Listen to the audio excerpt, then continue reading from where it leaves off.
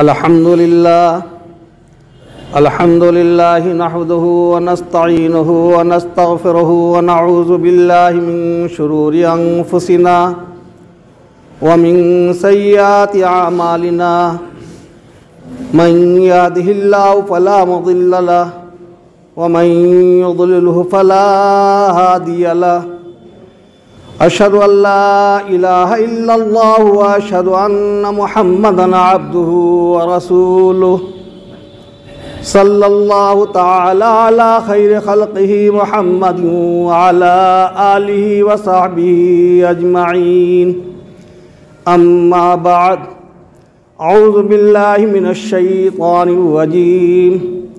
बिस्मिल्लाहिर रहमानिर रहीम। इन्नमल मुमिनूना इख़्वतुन फस्लिहू बैना अख़वैकुम वत्तक़ुल्लाह लअल्लकुम तुरहमून।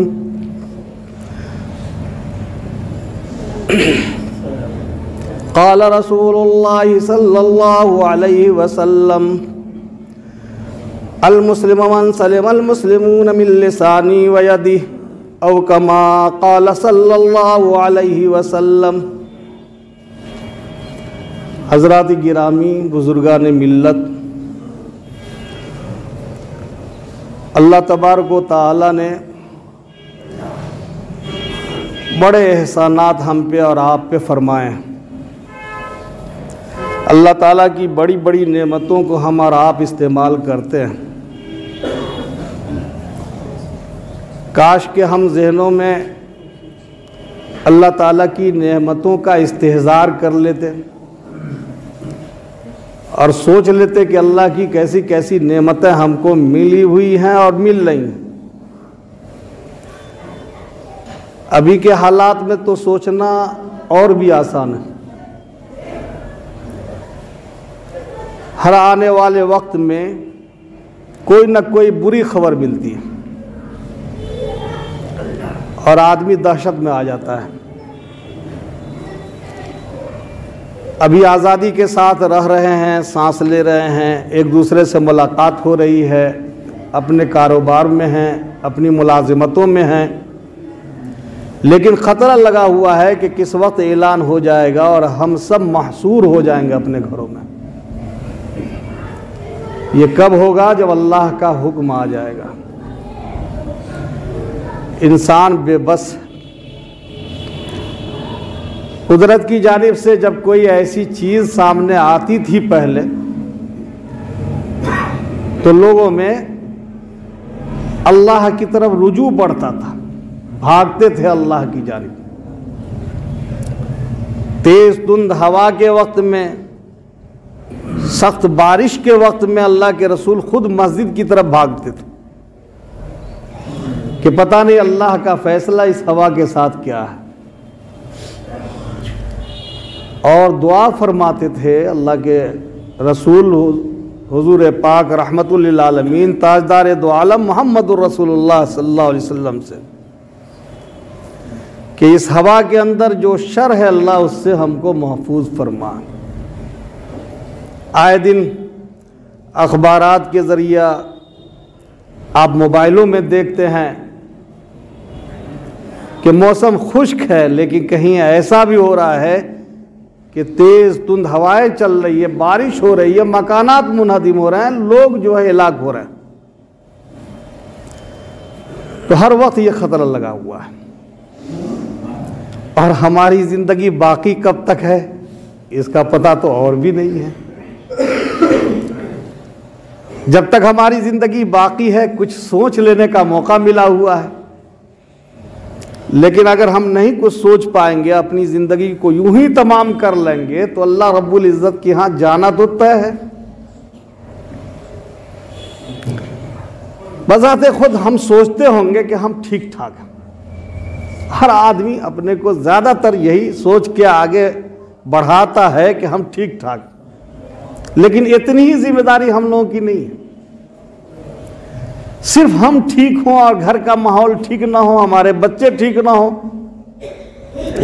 तो हम ठीक नहीं रह सकेंगे, एकदम नहीं रह सकेंगे। बल्कि बेचैनी घर में आएगी। घर से बाहर हैं हम और हम ठीक हैं लेकिन माहौल दुरुस्त नहीं है तो हम ठीक नहीं रह सकते। इसलिए मेहनत करने का हुक्म है। ईमान वालों की शान है वो कि वो खुद को ठीक करने के साथ पूरी इंसानियत के खैर का मिशन चलाते कि सब में खैर आ जाए, सब में अच्छाइयाँ आ जाए, सब में भलाइयाँ आ जाएं। और जब अच्छाइयाँ और भलाइयाँ आएंगी तो सबों से गुजर के जो हवा आपको मिलेगी वो खुशबूदार मिलेगी, अच्छी मिलेगी। इसलिए जहां जिस्म की सेहत का ख्याल है उससे ज्यादा रूह की सेहत का ख्याल होना चाहिए। अल्लाह रब्बुल इज्जत ने रूह को बाकी रखने का फैसला फरमाया।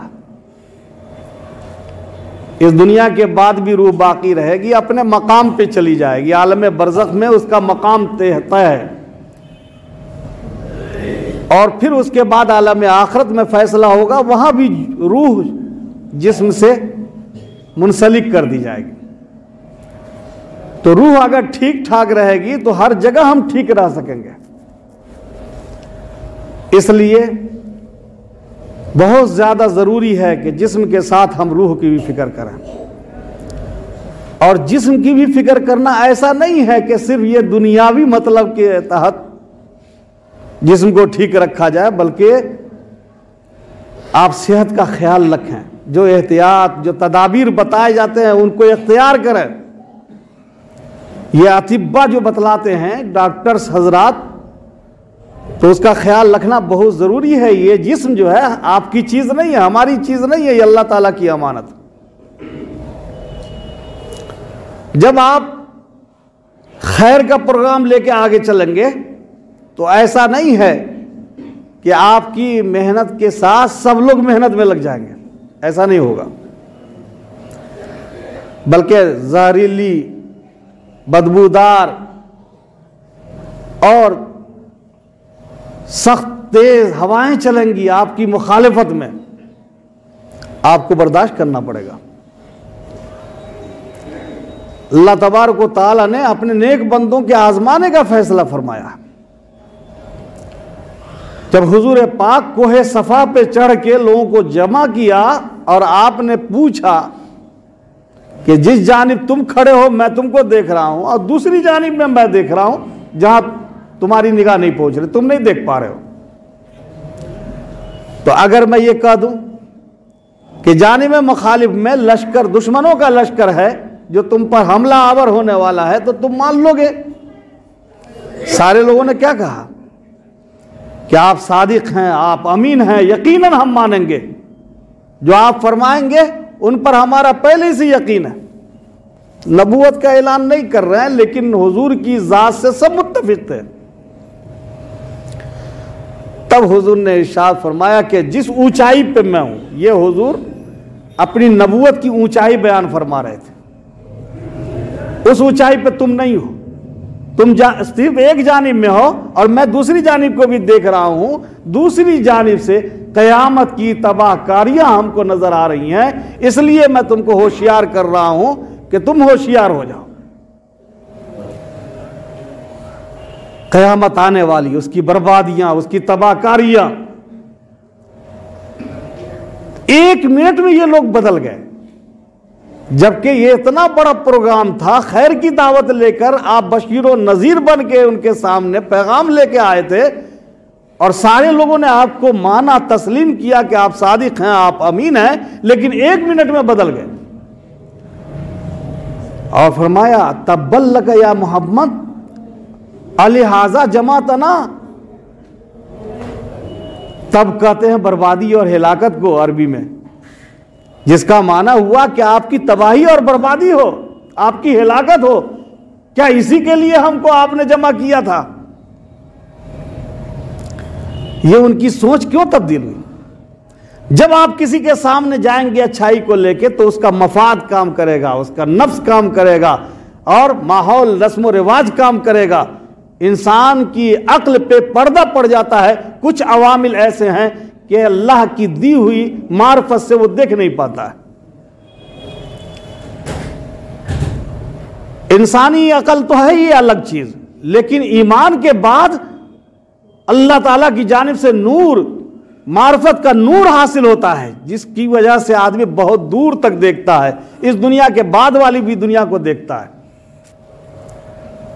और उसकी वजह से हदीस पाक में है कि मोमिनों की फिरासत से डरो, वो बहुत दूर की देख करके फैसला लेता है। लेकिन हम लोग ईमान पे चूंकि हमने मेहनत नहीं किया, इसलिए हमको वो नूर हासिल नहीं हुआ, वो मार्फत हासिल नहीं हुई।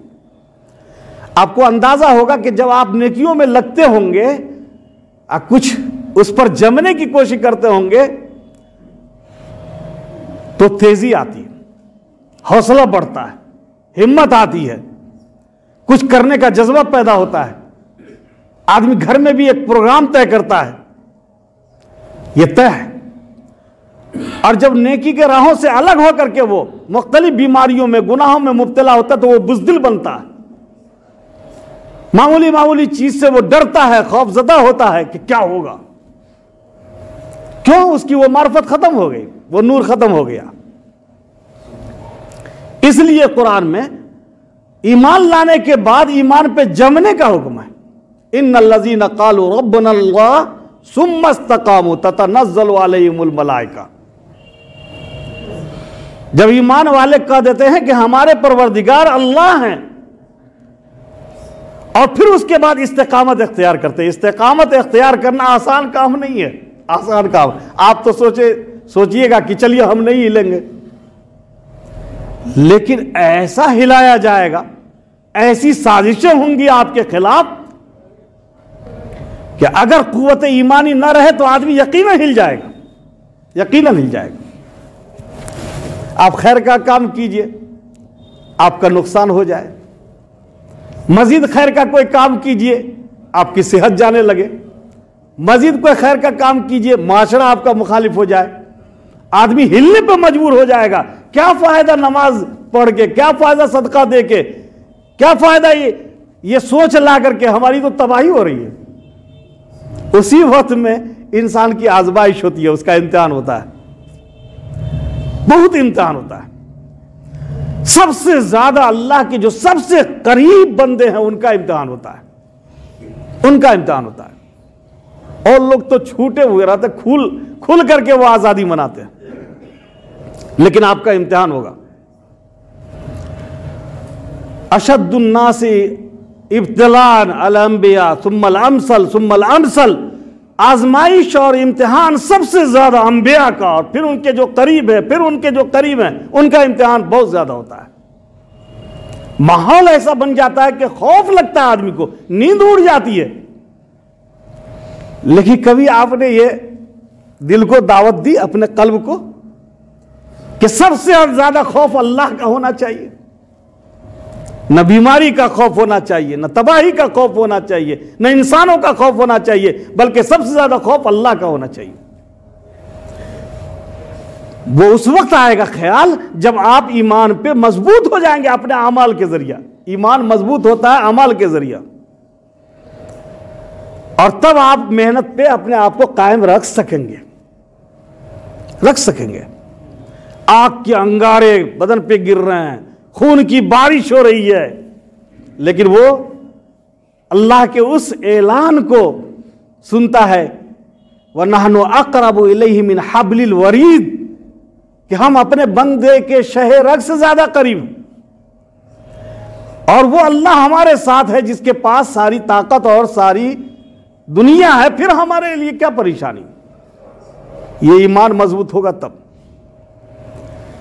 कुरान में तो इसका हुक्म है, और हम लोग इसको आसान काम समझते कि चले कहते चलते फिरते कह देंगे। इतना से काम नहीं चलेगा कि भाई हम आपके भाई हैं, हम आपको खैर की दावत दे रहे हैं। इन्नमल मोमिनूना इख्वा फस्लहू बैना अख्वैकुम, इसलिए अपने भाइयों के बीच इस्लाह की बात करो।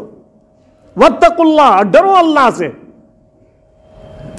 लेकिन कहां डर पाता है? जब आदमी जिद पे आता है ना, तो उसका नफ्स काम करता है। मामूली बात में अगर किसी से दुश्मनी हो गई तो आदमी प्लानिंग करता है कि उसको बर्बाद करके रखेंगे, जबकि अल्लाह ताला की ताकत उसके साथ नहीं है। अल्लाह ताला की ताकत तो सब्र करने वालों के साथ है। खूब पढ़ते हैं हम लोग, इन्नल्लाह मअस साबिरीन, बर्दाश्त करने वालों के साथ अल्लाह ताला है। और मैं तो कहता हूं सब आदमी इस बात की दुआ कीजिए कि अल्लाह हमको जिंदगी में मजलूम बना के रखे, जालिम बना के ना रखे। मजलूम की आह बराह रास्त अर्श तक पहुंचती है। आप तो खैर सोचिए लोगों का, और लोग आपके साथ दुश्मनी करें तो उस वक्त में आपकी जो आह निकलेगी वो बराह रास्त अल्लाह तक पहुंचती है, अर्शे इलाही तक पहुंचती है। मैं ये बातें इसलिए कर रहा हूं कि हर मुआशरे में आपस में इतना बिगाड़ है कि कोई हमारी ताकतें नहीं है, कोई ताकत नहीं। और उसकी वजह यही है कि नूरे ईमानी से सोचना तो दूर की बात, जो इंसानी अकल है उससे भी हम नहीं सोच पाते, उस पर पर्दा पड़ा हुआ है। पहला पर्दा नफ्स का है, दूसरा पर्दा मफाद का है। हर आदमी मफाद परस्त, हक परस्त नहीं है हम, वरना क्या जरूरत है कि मुद्दई मुद्दाले की जानिब से मुसलमानों की जमात बने कि ये इनके फरीक है, ये इनके फरीक है। आपको फरीक बनने की क्या जरूरत? आप तो हक बजानिब होते। रिश्तेदार के खिलाफ भी अगर इंसाफ है तो आप इंसाफ के साथ रहते, और तब इज्जत मिलती दुनिया में भी और आखिरत में भी। लेकिन इज्जत हमको नहीं मिल रही है। ये जो कुरान में ऐलान है कि इज्जत अल्लाह के लिए, अल्लाह के रसूल के लिए और मोमिनों के लिए, वही मोमिन है जो अल्लाह रसूल को मान के चलते हैं। फरमाया इन्नमल मोमिनूना इख्वा फस्लहू बैना अख्वैकुम, अपने भाइयों के बीच इस्लाह की बात कीजिए। इस्लाह करने में अगर कोई बात छुपानी पड़े तो यहां पर छुपाना यह अल्लाह को पसंद है। आप अगर फरीकैन में सारी बातें रख देते हैं और उससे इश्तिआल में इजाफा हो जाए तो वहां पर छुपाने का हुक्म आया है, छुपावे। बिगाड़ सबसे ज्यादा आदमी जुबान से पैदा करता है और फिर अमली तौर पे कदम बढ़ा करके पैदा करता है। इसलिए हदीस पाक में है कि मुसलमान हकीकी वो है। इस हदीस को तो हम लोग बहुत सुनते हैं। कौन है ऐसे जो बातें मैं कर रहा हूं उनके इल्म में नहीं, सारे लोगों के इल्म में है। लेकिन काश ये बातें हमारी अमली जिंदगी में आ जाए, इसकी जरूरत है ना। जरूरत तो इसकी है। हर जुमा बातें होती हैं। अब फिर मस्जिद के बाहर इमाम साहब के बयान का तबसरा भी शुरू हो जाता है। हम अपने बच्चों को नहीं कह पाते, सही समझा नहीं पाते, उनका मिजाज नहीं बना पाते। और याद रखिएगा, मिजाज उस वक्त तक नहीं बनेगा जब तक बच्चों के मिजाज से आप जहन में खौफ नहीं रखें। हर तरह की बातें सबके बीच नहीं की जाती, अपने बच्चों के बीच में। चाहे आपका कोई दुश्मन हो, कोई प्लानिंग उसके सामने नहीं पेश की, वरना उसके जहन में बिगाड़ आएगा, बड़ों की बेहुरमती आएगी और वो फिर आपकी शान में भी बेहुरमती करेगा। तो पहली चीज जिसकी वजह से अक्ल की आंख अंधी हो जाती है, यह नफ्स परस्ती है। सैयदना यूसुफ अलैहिस्सलातु वस्सलाम ने फरमाया, जब जुलेखा ने जाले फरेब में उन्हें फंसाने की कोशिश किया तो आपने फरमाया मा उबर्रिउ नफ्सी इन्न नफ्स लअम्मारतुम बिस्सू, मैं नफ्स की बरात नहीं करता, ये तो बुराई की जाने ले जाने वाला है, ढकेलने वाला है। इसलिए कुरान में कहा कि इसका तज़किया होना चाहिए। व नफ्सु वमा सव्वाहा फअल्हमहा फुजूरहा व तक़वाहा क़द अफ़लहा मन ज़क्काहा। कुरान में पढ़ते हैं ना, अल्लाह ताला कसम खाते हैं नफ्स की, और नफ्स बनाने वाले जात यानी अल्लाह ताला खुद अपनी कसम खाते हैं। फअल्हमहा फुजूरहा व तक़वाहा, इसकी खमीर के अंदर अल्लाह तबारक व तआला ने रखा है फिस्को फजूर को, गुनाह को, बुराई को, और परहेजगारी और तकवा दोनों को रखा है, इसकी खमीर के अंदर रखा है। लेकिन आगे क्या कहा कि नफ्स पे जब तक मेहनत नहीं होगी उसके अंदर मिजाज तकवा का नहीं आएगा। व नफ्सि वमा सव्वाहा फअल्हमहा फुजूरहा व तक़वाहा क़द अफ़लहा मन ज़क्काहा। ये फरमाया फलाह और कामयाबी उस आदमी के लिए है जो उस नफ्स पे मेहनत करता है। मेहनत करने का मतलब यह है कि हर जगह नफ्स की बात को नहीं मान लीजिए।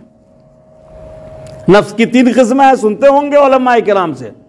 नफ्स मुतमइन्ना जिनको हासिल हो गया वो बाकमाल आदमी हो जाता है। अल्लाह ताला के फैसले पे इत्मीनान, नेमत दिया तो शुक्र अदा किया, और मुसीबत आई तो सब्र किया और सोचा ये अल्लाह की तरफ से। यह है नफ्स मुतमइन्ना।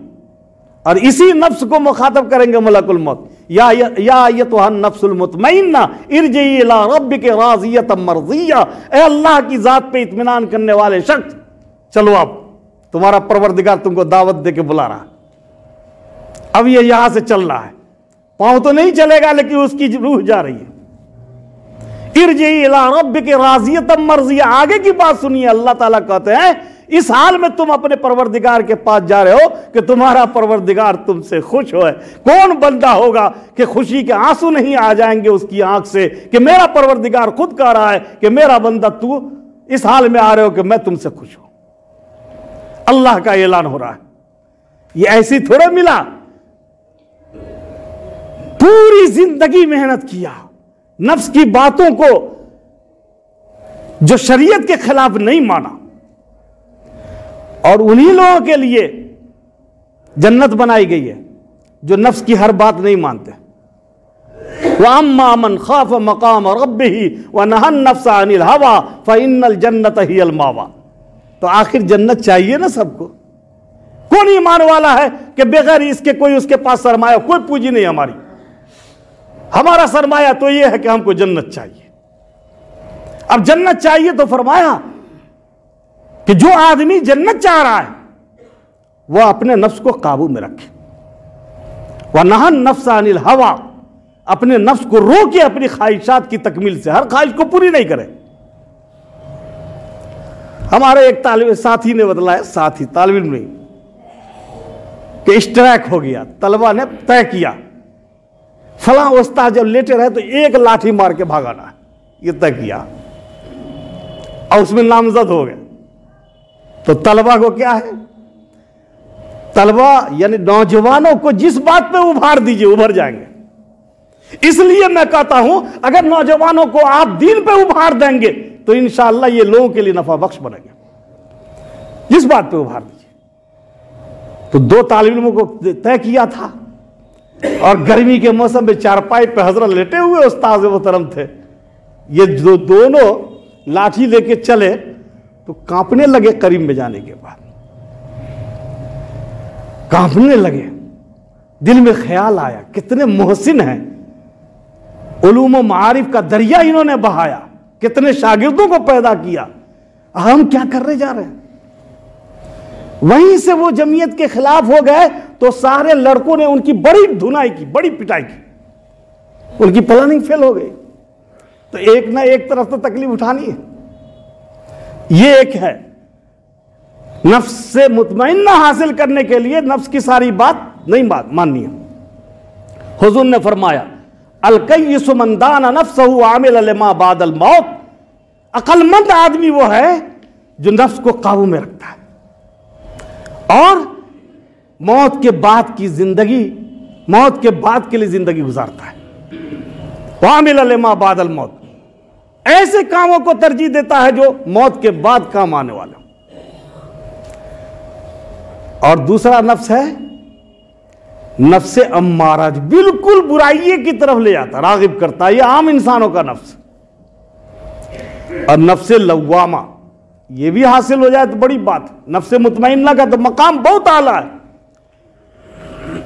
कि बुराई हो गई तो मलामत किया अपने को, गलती हो गई, अल्लाह के हुजूर में आए, जिस बंदा के ऊपर जुल्म किया था उसके पास आ गए, खामोशी से माफी मांग लिया, नफ्से लव्वामा हासिल हो गया। और दूसरा जो पर्दा पड़ता है, मैंने पहले ही कहा, मफाद का।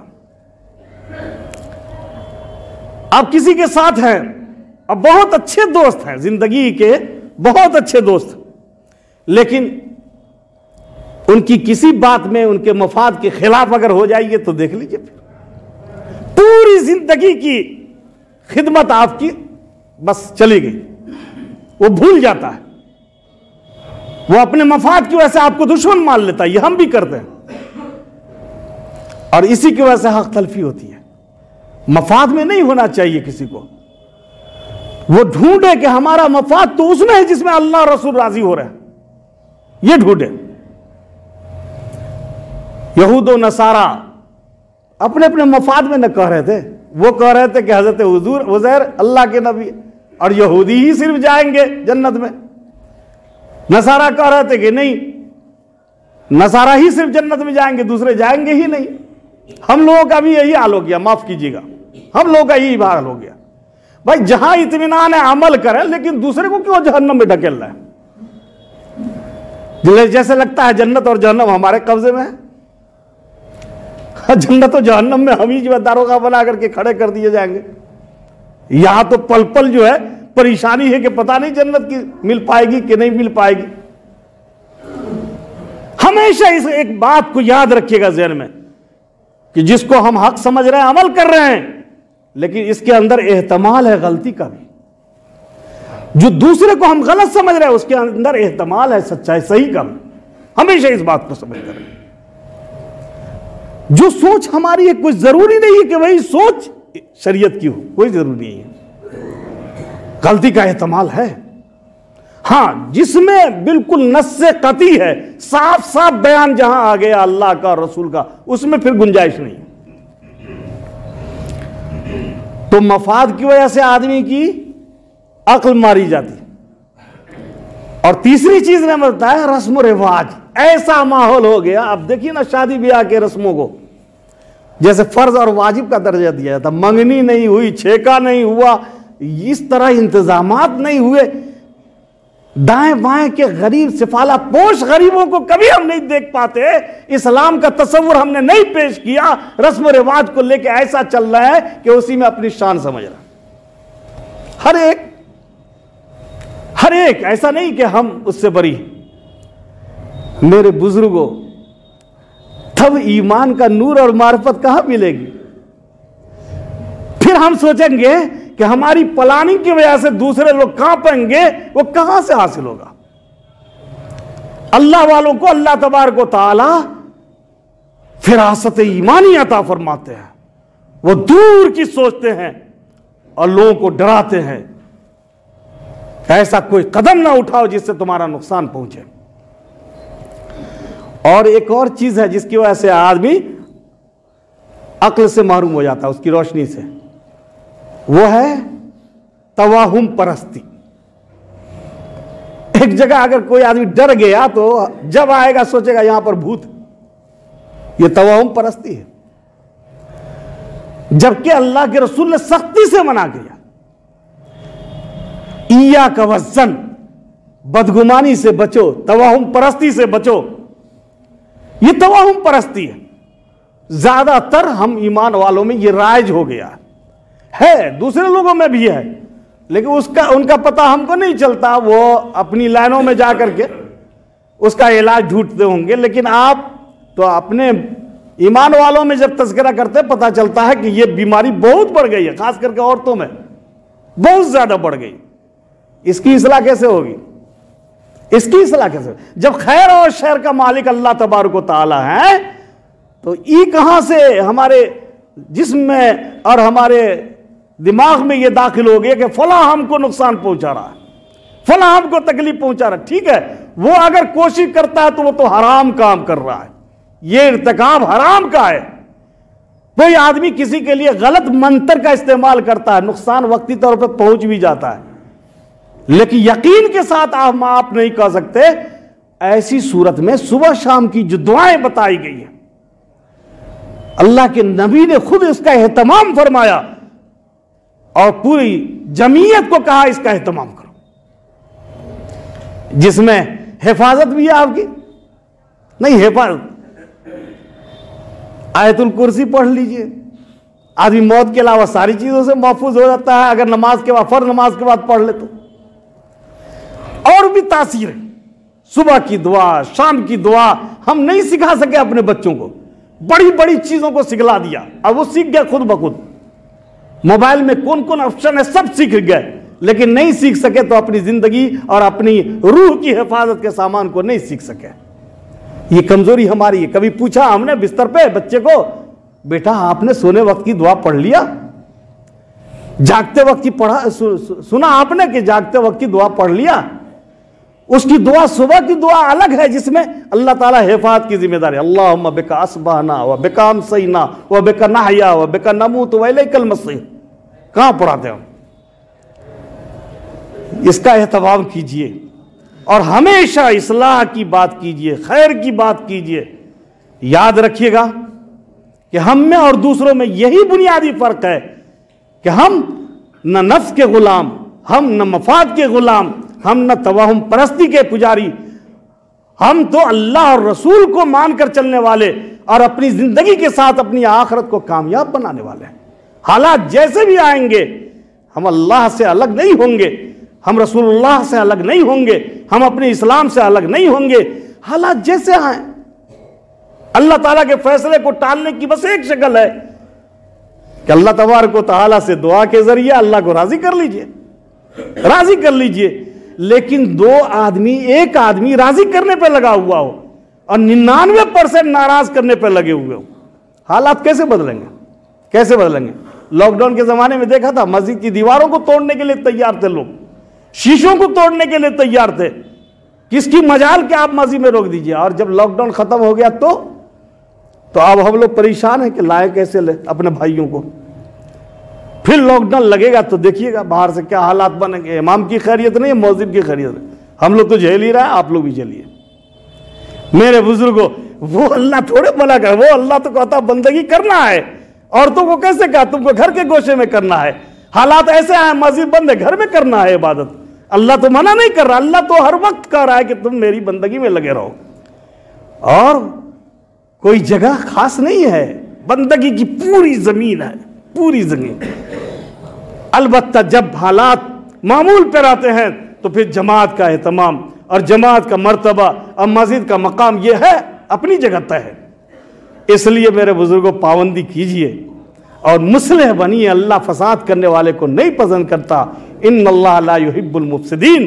कभी भी हमसे बिगाड़ ना हो, हम प्लानिंग ना करें। पता नहीं हमारे बारे में अल्लाह का कौन सा मंसूबा चल रहा होगा। हम दूसरों के बारे में प्लानिंग करते हैं और हमारे बारे में मंसूबा तैयार होगा। इसलिए अल्लाह हम सबको हिदायत दे और हम अपने बच्चों पे ज़्यादा वक्त दें, ज़्यादा वक्त।